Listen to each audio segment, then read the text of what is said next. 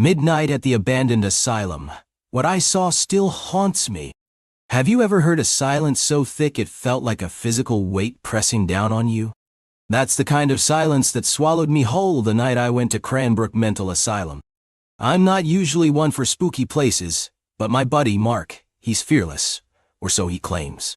He dared me to spend an hour inside, alone, at midnight.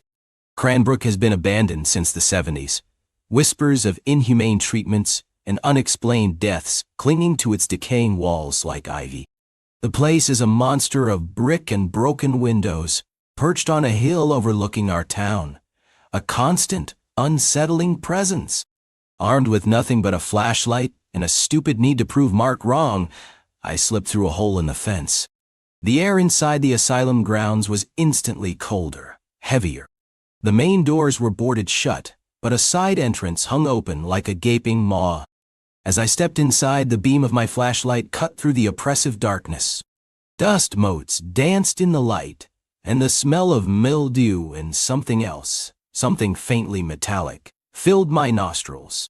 Then I heard it, a soft, mournful sigh, seemingly coming from the depths of the building. It wasn't the wind. It was too deliberate, too human.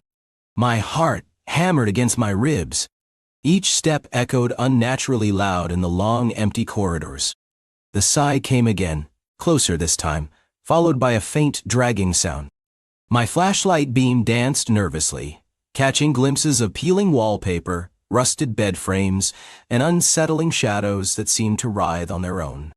The dragging grew louder, rhythmic, and then morphed into a slow, shuffling footstep. I spun around, flashlight shaking, but saw nothing. Just the oppressive silence, punctuated by the unsettling shuffle getting closer. Panic clawed at my throat as the shuffling rounded a corner at the end of the corridor. My light finally caught it, a gaunt, shadowy figure, impossibly tall and thin, dragging one leg as it moved. Its head lolled to the side, and I could just make out empty sockets where eyes should be.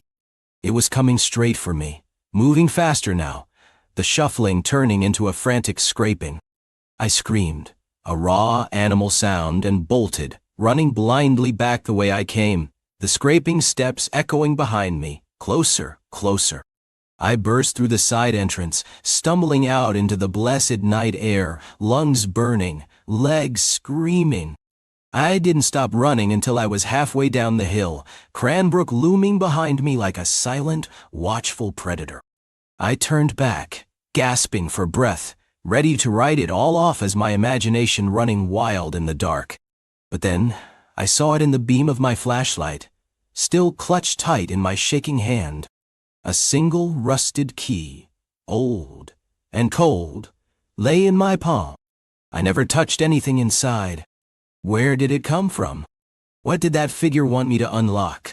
I still have that key, tucked away in a drawer, and sometimes late at night, I swear I can still hear that mournful sigh echoing in my ears. Have you ever experienced something you just can't explain? Tell me your stories in the comments. I need to know I'm not alone in what I saw that night at Cranbrook.